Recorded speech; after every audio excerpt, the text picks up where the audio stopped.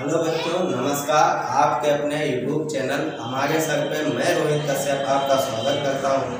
जैसा कि आप लोग जानते हैं कि हम लोग नवोदय विद्यालय प्रवेश परीक्षा कक्षा 6 को लेकर चल रहे हैं। पिछली क्लास में हम लोगों ने सिलेबस और संख्याओं के बारे में समझा।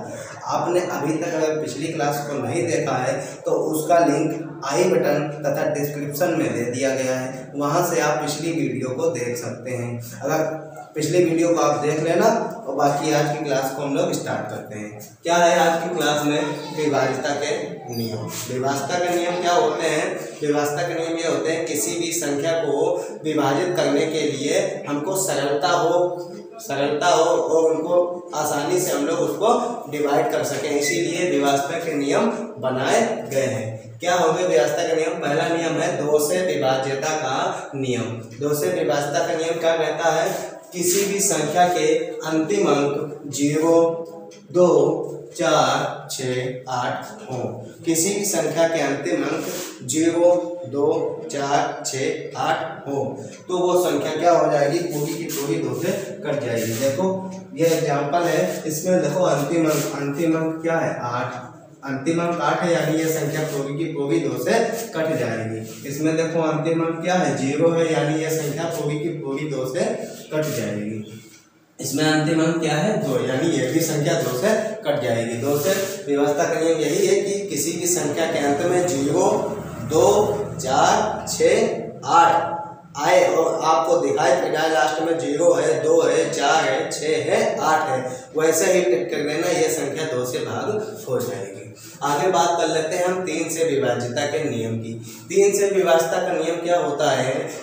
कोई भी संख्या दी हुई हो और उसमें आपसे 3 से विभाज्यता पूछे तो जो भी संख्या दी गई हो उनके अंकों का योग करना है और 3 से भाग करके देखना है। अगर संख्या के अंकों का योग 3 से भाग हो जाएगा तो संख्या पूरी तरह से विभाजित हो जाएगी। जैसे एग्जांपल में ले लेते हैं, देखो 633 लिखा है।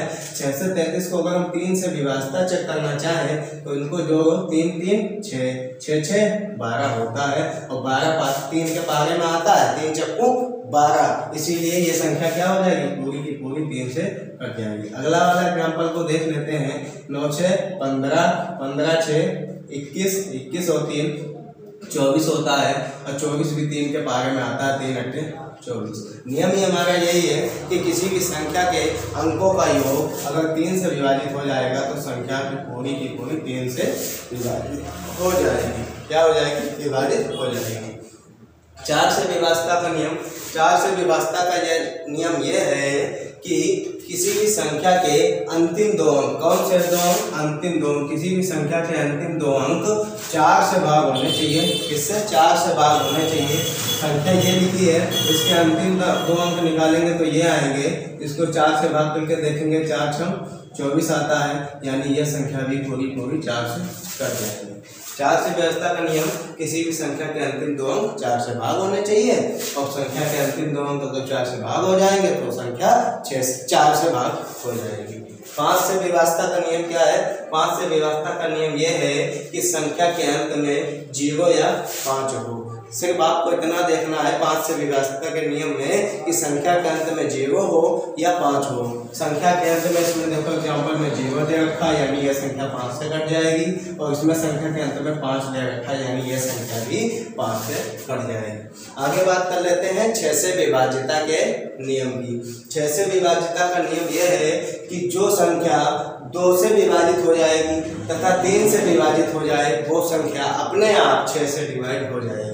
यानी 6 से डिवाइड करने के लिए, 6 से विभाज्यता को चेक करने के लिए हमको 2 से चेक करना पड़ेगा और 3 से चेक करना पड़ेगा।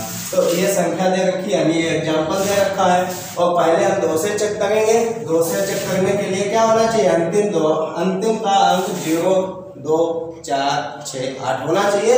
अगर 0, 2, 4, 6, 8 अंतिम का अंक है तो संख्या 2 से कट जाएगी। इसमें देखो अंतिम अंक 4 है, यानी यह संख्या 2 से पूरी कट जाएगी। अब हम 3 से विभाज्यता चेक कर लेंगे। 3 से विभाज्यता चेक करने के लिए क्या करना पड़ता है?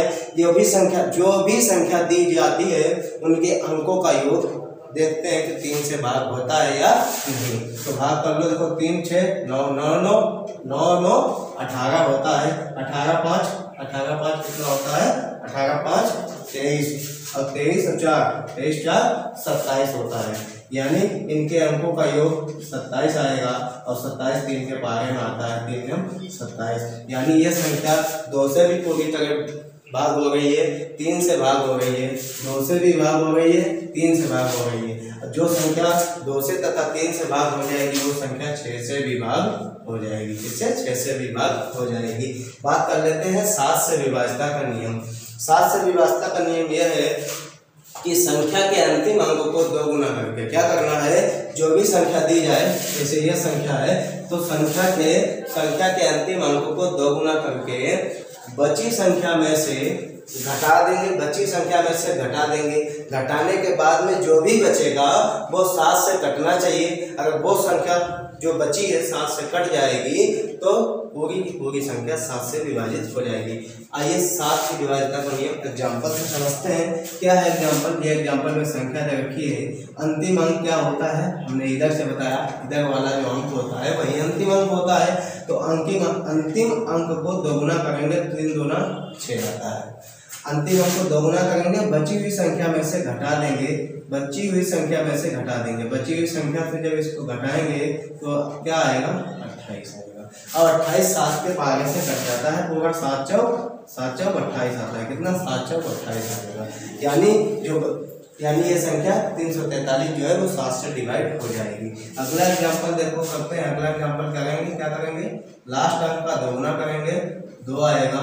इसमें से क्या कर देंगे? फिर घटाएंगे। बची हुई संख्या में से घटाएंगे तो कितना आएगा? 10 में से तो जाएगा 8। यहाँ बचेगा कितना? ये 4 में से चला गया, 3 बचा, यहाँ 2 बचा, 238 बचा। फिर इसमें क्या कर देंगे? ये प्रक्रिया जब तक करेंगे जब तक 7 का टेबल मतलब करने में ना आ जाए। क्या करेंगे? फिर इसका 2 गुना करेंगे तो 8 दूनी 16 आएगा। 16 इसमें से घटाएंगे तो आएगा 7 और 7 के बारे में आता है 7 एकम 7। 7 से विभाज्यता के नियम को थोड़ा ध्यान से समझेंगे, थोड़ा कठिन है। क्या नियम है? संख्या के अंतिम अंक को 2 गुना करके बची संख्या में से घटा देते हैं। फिर जो भी बचता है उसको 7 से भाग कर देते हैं। अगर वो 7 से भाग हो जाएगा तो पूरी की पूरी संख्या 7 से भाग हो जाएगी। पूरी की पूरी संख्या 7 से भाग हो जाएगी। बात कर लेते हैं 8 से विभाज्यता के नियम की। 8 से विभाज्यता का नियम यह है कि अंतिम 3 अंक, किसी भी संख्या के अंतिम 3 अंक 8 से भाग होने चाहिए तो वो संख्या पूरी की पूरी 8 से कट जाएगी।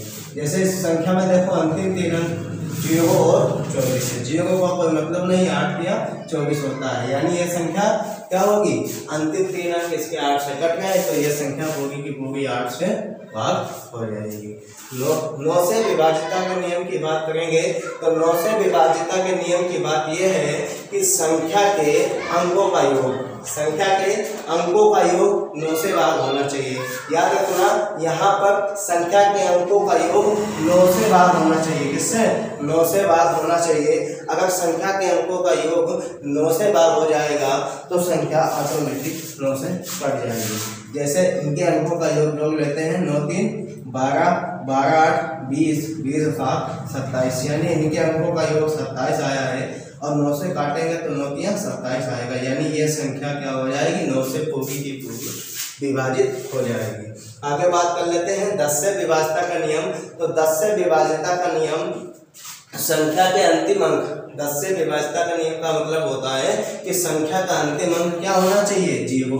जैसे ही आपको 0 दिखाई पड़ जाए समझ लेना कि वो 10 से विभाजित हो जाएगी। एग्जाम्पल देखो, ये रखा है, लास्ट में 0 है, लास्ट में 0 है यानी ये 10 से भाग हो जाएगी। इधर लास्ट में 0 है तो ये भी 10 से भाग हो जाएगी। आगे बात कर लेते हैं 11 से विभाज्यता के नियम की। 11 से विभाज्यता का नियम क्या है?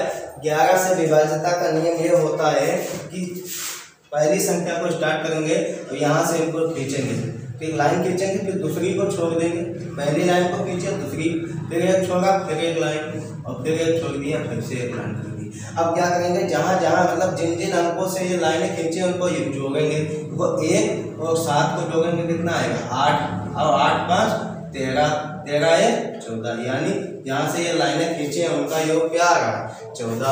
अब जो बचे हैं उनका भी योग कर लो, जो बचे हैं उनका भी योग करो। तो जो बचे उनका भी योग कर लो। देखो 7 और 8, 8 और 6 14 और 11 का विभाज्यता का नियम यही होता है कि सम स्थानों के अंकों का योग विषम स्थानों के अंकों का योग के अंतर अगर 0 आ जाए, देखो 14 - 14 करोगे तो क्या आना चाहिए, 0 आएगा। अगर सम स्थानों के अंकों का योग तथा विषम स्थानों के अंकों का योग का अंतर 0 आ जाए तो समझ लेना क्या संख्या पूरी की पूरी 11 से कट जाएगी। यहाँ पे या तो अंतर में 0 भी आ सकता है और 11 भी आ सकता है। तो सम स्थानों के अंकों का योग तथा विषम स्थानों के अंकों का योग का अंतर करने पर अगर 0 या 11 आ जाए तो संख्या पूरी की पूरी 11 से विभाजित होनी चाहिए। और आगे वीडियो में मिलती रहेगी।